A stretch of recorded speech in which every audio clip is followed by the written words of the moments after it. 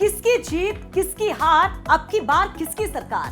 10 मार्च सुबह से लगातार पल पल की अपडेट, दिन भर सिर्फ यूपी तक पर। Brought to you by Biz Analyst by खाता बुक। यूक्रेन में लगातार हमले जारी हैं। हालांकि भारत ने यूक्रेन के सूमी शहर से फंसे हुए 694 भारतीय छात्रों को रेस्क्यू कर निकाल लिया है। ये सभी छात्र भारतीय दूतावास की बसों से पोल्टावा पहुंचे हैं। उसके बाद वतन वापसी की तैयारी हो रही है।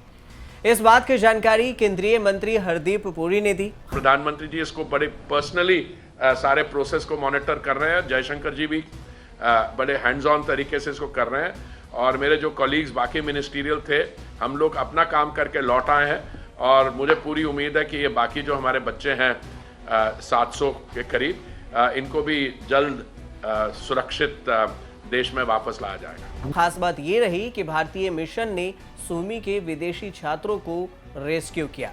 इसके साथ ही यूक्रेन में भारतीय छात्रों का रेस्क्यू मिशन लगभग पूरा हो गया है।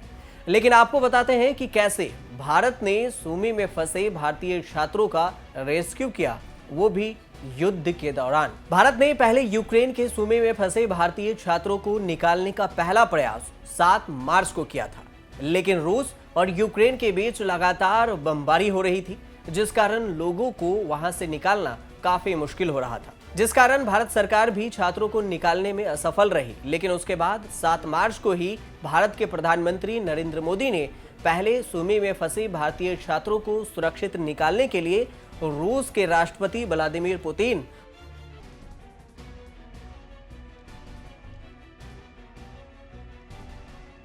और उसके बाद यूक्रेन के राष्ट्रपति वोलोदिमीर ज़ेलेंस्की से टेलीफोन पर बातचीत की।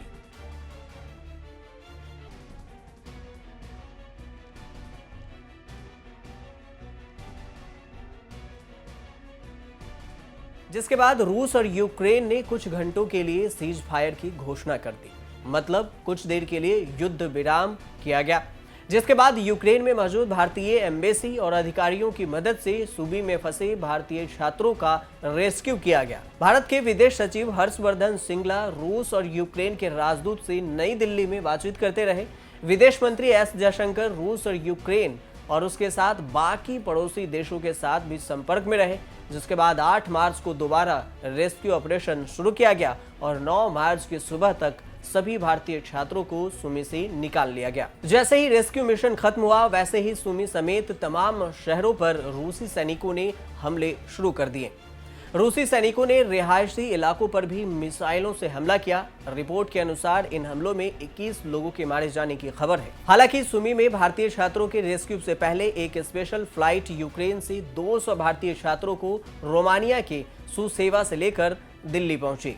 यूक्रेन में फंसे करीब 20,000 भारतीयों में से करीब 17,400 लोगों को एयरलिफ्ट करके भारत लाया जा चुका है।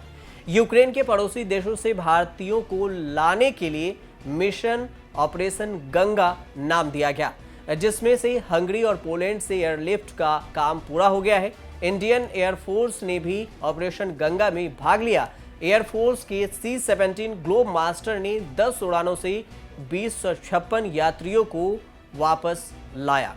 उधर यूक्रेन में पढ़ाई अधूरी छोड़कर जाने वाले छात्रों को हंगरी की यूनिवर्सिटी ने राहत की पेशकश की है। हंगरी ने भारत, नाइजीरिया और अन्य अफ्रीकी देशों के छात्रों को हंगरी के विश्वविद्यालय में अपनी पढ़ाई जारी रखने की बात कही है।